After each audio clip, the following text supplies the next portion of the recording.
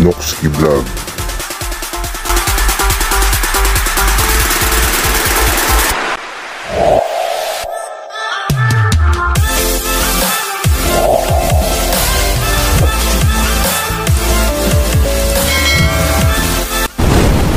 Noxky Vlog.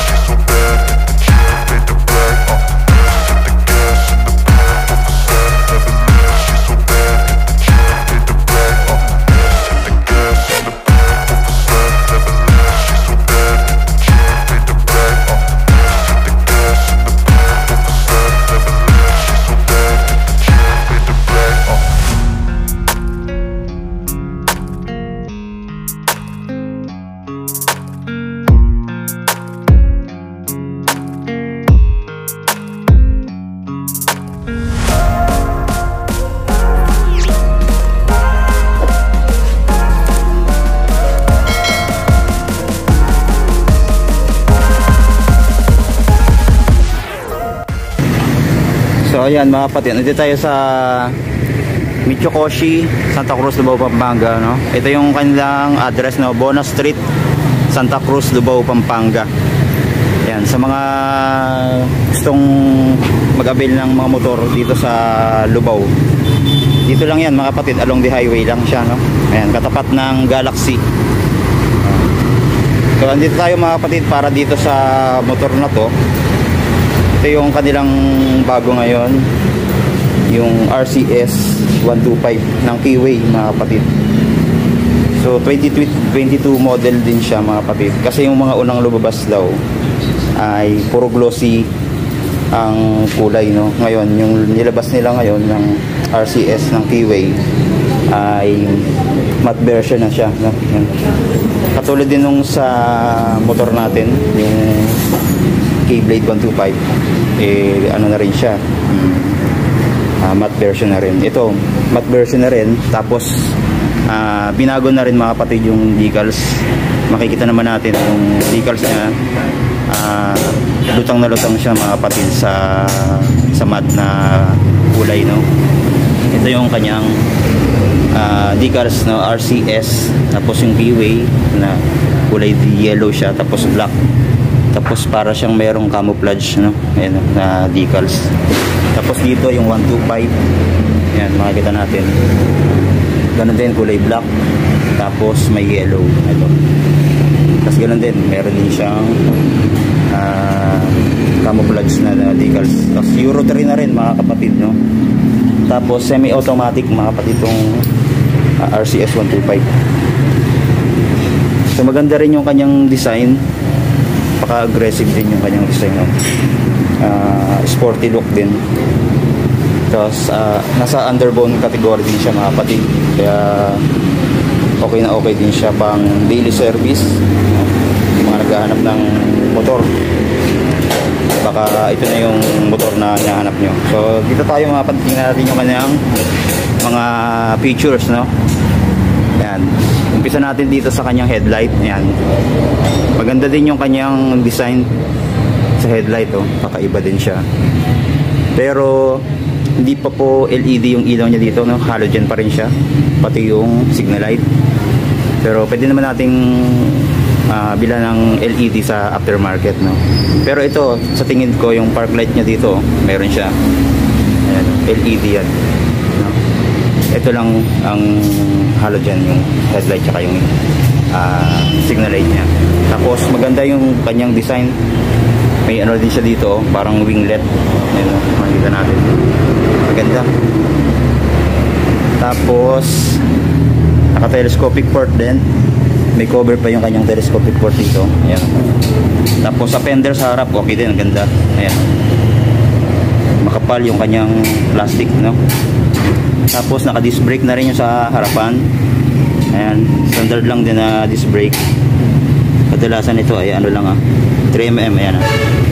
Tapos ang caliper niya, ayan, kulay golden na dual path caliper, no? Katulad dun sa Keyblade natin, kulay golden siya. Tapos naka-mags na rin, mga kapatid, no? Ayan. Tapos tube type po. Pero pwede na nating pa-tubeless to, mga kapatid, no? Ayan. Tapos ang size dito sa harapan ay 250 by 17. Ayan. Tapos ayan, maganda rin yung design dito, oh. Meron siyang araro, no? Tapos ayun yung kanyang makina. Maganda natin. Oh, okay. 125cc. Tapos yung kanyang carburetor pa rin na piston type, no? Ayan. Tapos air cooled, mga kapatid. Ayan yung kanyang airbox. Then punta tayo dito, mga kapatid, sa kanyang panel. Ito. So yan, maganda rin yung kanyang panel gauge, kahit analog lang siya. Maganda yung pagkaka-design. Dito makikita, mga kapatid, yung kanyang speedometer. Ayan. Yung odometer niya, ito. Tapos sa headlight, ayan, makikita natin meron. Tapos fuel gauge, meron din. Tapos meron din siyang RPM. Ayan, nakahiwalay na. Maganda. Tapos yung gear indicator, hindi ko alam kung meron siya, baka dito, no? Kasi ito para siyang may dito. Tapos sa kanyang susian, standard lang din, no? Ayan. Tapos ito yung kanyang susi, yan yung design niya. Tapos sa handle niya, ayan, makita natin na glossy black naman. Tapos parang katulad din sa style ng Raider, no? Yung design. Tapos sa mga switch naman, okay din, maganda rin yung ginamit na mga switch dito. Yan. Meron pa rin siyang bukasan ng ilaw, no? Tapos high and low meron. Tapos yung turn signal light, then busina, tsaka choke, no? Dahil curve pa rin to, mga kapatid. At dito sa kabila, electric starter na lang yan dito, mga kapatid. Yan. Tapos yung throttle nya, okay din, no? Palambot yung kanyang throttle, no? Sa preno sa harap, ito. Yan. Tapos dito, yan, maganda rin yung pagkaka paint dito. Ayan, ano naman to, mga kapatid, matte gray. Ito, tapos ito matte black na yan lahat, no? Meron pa siyang aerodynamics, ayan, ganda. Tapos dito naman sa kanyang makina, ayan yung design dito, ang ganda, nagaganda talaga ako sa gawa ng keyway, no? Kakaiba yung design niya. Wow. Ayan, may tatak dito ng keyway. Tapos yung shifting niya, ito. So kadalasan, mga kapatid, ay nasa harap ng 4 speed, mga kapatid, no? Ayan. Huwag kayo iiyak. Yung putek sa driver, guma lang siya, no? Ordinaryong putek lang siya, hindi siya napiflip. Tapos dito meron pa rin side stand, so okay din siya. Tapos yung center stand niya, okay din, no? Tapos dito sa putek sa angkas, mula dito sa bracket niya, okay, maganda na kulay gray, no? Tapos yung sa putex napiflip din, pero goma lang siya, mga kapatid, no? Tapos meron pa siya mga design dito, ayan, no? May mga screen pa, ganda. Okay. Tapos Euro 3, no? Tapos dito tayo sa mga sa sa likod niya, naka dual shock, mga kapatid. Then meron din siyang cover, mga kapatid, sa chain drive, no? Sa taas, pero sa baba wala. Tapos naka high speed to, mga kapatid, no? Size 34 yung kanyang sprocket dito. Tapos 14 siguro yun nandun, mga kapatid, no? High speed. Tapos dito sa likod ay naka mags din. Tapos tube type pa rin. Yan. Tapos ang size naman dito ay 2.75 by 17. Yan, ganda rin yung mags niya, matibay. Tapos dito, mga kapatid, tingnan natin yung kanyang tail light. Yan, makita naman natin. Ito ang maganda dito, mga kapatid, no? Ito, LED na po yung kanyang tail light. Yan. Pero yung signal light ay halogen pa rin, no? So wala namang problema yon, mga kapatid, no? Kung halogen, okay naman yan. Importante yung ibang parts na meron siya ay may LED na rin. As meron pa ring Few moments later. reflector dito. Ayan. O sa fender niya okay din, no? Mahaba din. Tapos okay naman, no? Flexible yung kanyang plastic. Tapos sa kanyang grab bar, ito ayan, kakaiba din yung design. Yung parang sa SIP 125, halos magkapareho sila. Yung grab bar okay na okay, hindi malalaglag yung angkas mo dito, kapit na kapit. Tapos dito sa kanyang muffler, ayan, makikita natin, no? Ganda rin, may tatak ng keyway, may heat guard na metal naman to mga kapatid. Tapos matte black yung kanyang tambucho, no? Hanggang dito. Tapos meron pa rin kickstart mga kapatid, ayan. Tapos meron pa rin heat guard din dito sa side na to, sa bandang makina, no? Ayan. Tapos sa tapakan niya sa preno sa likod, okay din, ayan, no? Maganda. May stopper to, meron, ayan, meron sa ilalim, stopper siya, ayan, maganda. Tapos tingnan natin mga kapatid yung kanyang compartment. Silipin natin dito. Ayan. Ito yung kanyang compartment. Makita natin, hindi naman masyadong malaki, no? Pero malalim.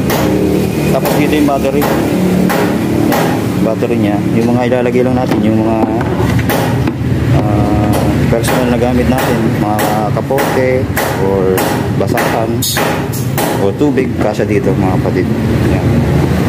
Tapos sa tank niya, ito, ayan, design. Ang sabi sa atin mga kapatid, nasa 3 to 4 liters mga kapatid yung kasya dito.